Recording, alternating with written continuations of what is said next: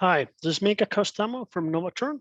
And first of all, I have to say that I'm very happy to be part of this community session and share my perspective on what is supersensing Earthmoving today. What is supersensing and Earthmoving? The Earthmoving industry itself is more digital than you might think. We have spatial information used on the field. The machines have satellite positioning systems and high-frequency sensors providing positional awareness. We basically know where the machines are and what they're doing at any given time or moment. We also use a lot of 3D models, and in the construction we call it often BIM, and it's been utilized on the field. On the top right corner, you can see an example of that. Machine operator selecting from 3D design on a touch screen the details he needs for the next construction task. How the supersensing has changed the industry so far. In the past, Earthmoving used to have a lot of manual processes. We might have had digital designs, CAD files, but actually on the construction sites, most of those designs were staked out with manual markings, spray paint or hammering sticks on the field. And with that information, the people doing the actual construction work would know where to do and what. Also, the bigger picture of the construction site and the important details were quite often in heads of few people, maybe the project manager or the head surveyor for the project, which had to handle a lot of separate files in the past. There were also a lot of company and project specific practices, which meant comparing data or information or even processes to each other quite difficult. But with supersensing and the sensor data on the machines, today we actually have digital processes. We have a shared common industry InfraBIM process in Finland, which utilizes digital design models and data sharing processes on site. It means that the information for the construction comes from the designer. It's used in the project site on the field in the same way. We don't need to do any changes in the process anymore. It also has given more visibility, and basically anybody on the construction site are able to access the information they need on any given time without delays or needing to ask it from somebody else. Everything is in the master design files, and that information can be used in the field as well. But let's hear it from the industry experts.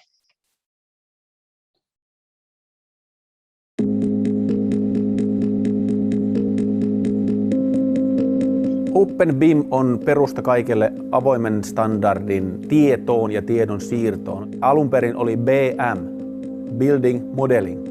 Siihen tuli I, on se information. Eli tieto, se informaatio, se on se tärkeää. Miten se tieto saadaan jaettua, se on se OpenBIM.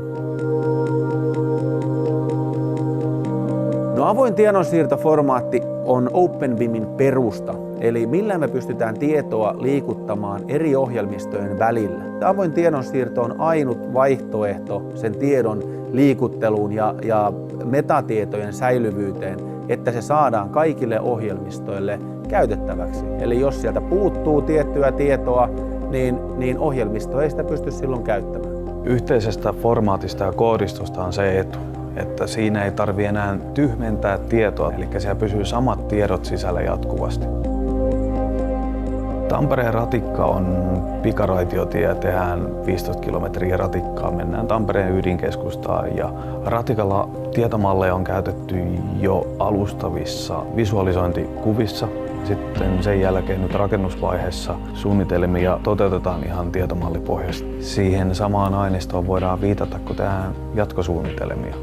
Se on koko ajan siinä mukana.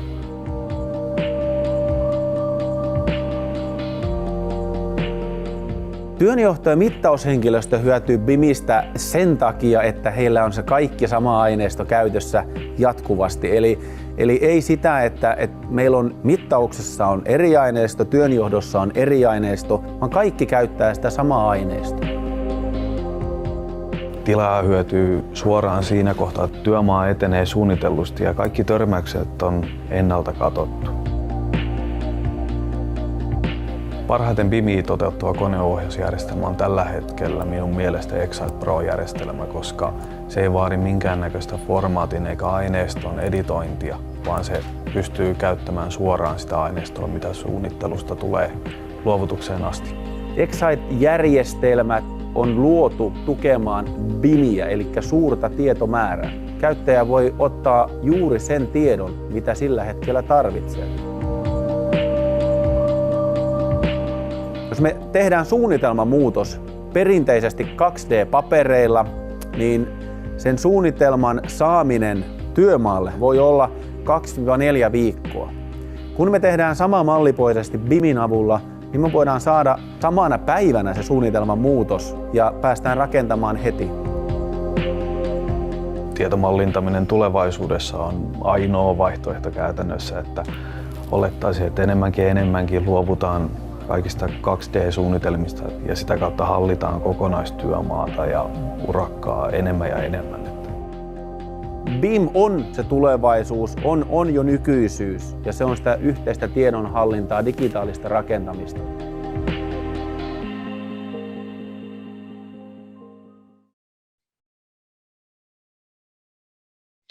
From the wider perspective, this means that infrastructure sites in Finland have already become connected ecosystems where live feed data from the machines and from the office are giving details of what is being built, what still needs to be built, and who is doing what and where.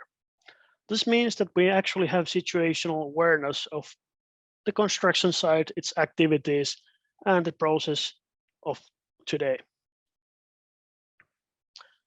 That's not the only thing that is possible with the sensor information. We also have sensors providing additional features.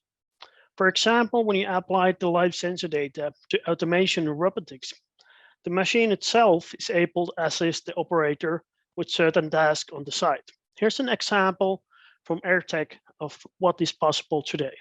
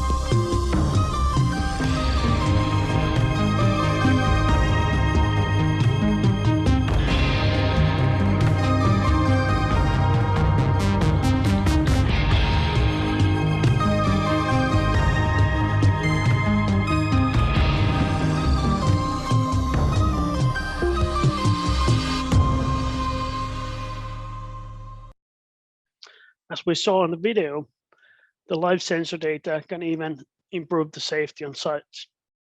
It can also prevent very costly mistakes. Quite often you don't know what is underground before you actually dig it. But if you have information of the existing cables or the pipelines, you're able to utilize that data on the machines as well. The satellite positioning and the sensors on the machine can tell where which part of the machine is at any given time. This means it can also prevent hitting anything underground by warning the operator on proximity of a cable or any underground pipe, which shouldn't be touched during construction. On the left, you can see an example of that alarm. It can be also sound alarm or a visual warning. So any type of warnings are possible when you have the information from the sensors where the machine is and where the working tool of it is. There's also industry-wide changes happening on the background. There has been a lot of roadblocks blocking the actual full automation or any advancement of the industry for a long time, but many of these being actually tackled today. One of the major changes on the background is the coming ISO standard on data exchange on the construction sites. There's many companies involved in this development, and the idea is that any vendor or any machine control system or any project management platform could be used with the same standard so that the information could be shared between the machines and the vendors and in a standard format. It might seem a small thing, but it actually affects the industry a lot because it allows data transfer without any need to convert files or formats in between. In reality, humans today are still outperforming machines. We could call them the super sensors of the construction sites. First of all, the construction sites themselves are continuously moving. They're changing every day. There's new things built, there's new things taken down. And in the same time, you can see in the top middle image, that example from a Finnish construction site. 15 minutes earlier, there was no snow, and now there's snow. So that's quite difficult for machines to interpret.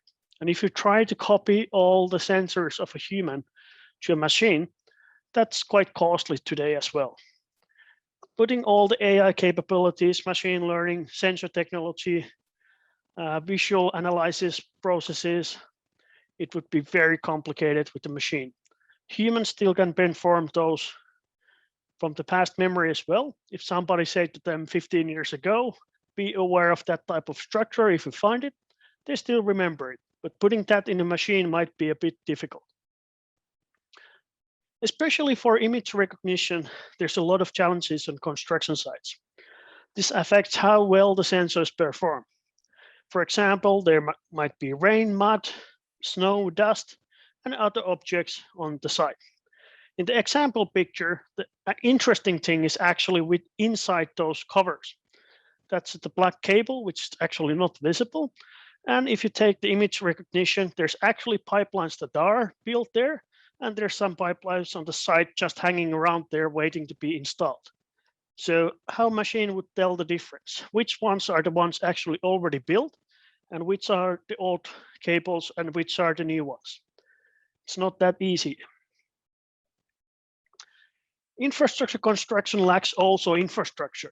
The 5G coverage for live data feeds on very high frequency are not available in the forest or rural areas where most infrastructure projects happen. And there's also a lot of lack of common rules for the off-road traffic. If we can agree on the road in Finland that we drive on the right side, in UK on the left side. But where should a car or machine or excavator drive on a construction site? That hasn't been defined yet, especially because outside the normal traffic rules, there's quite a lot of things to be still agreed on that. As a summary, Supersensing is already in Earthmoving. Supersensing can provide additional safety and improve the productivity on sites. Industry practices have become more visible through detailed information gathering as well, as we know what happens where and on which moment of time. We can actually pinpoint different tasks and the time they actually took. In the past, this was done on spreadsheets, industry averages, and then guesswork, which wasn't very practical for wide-scale development. There's also a lot of new research coming on the field every day. For example, the Tampere University in Finland and the Oulu University are one of the very advanced research organizations on this field. They studied autonomous excavators, for example, or how different data sharing processes or data gathering processes could be used to improve the industry. That's a summary for the Supersensing Earthmoving. I'm very happy that you were here listening to the presentation and would like to thank you. And I'm very happy to answer your questions later on as well. Thank you.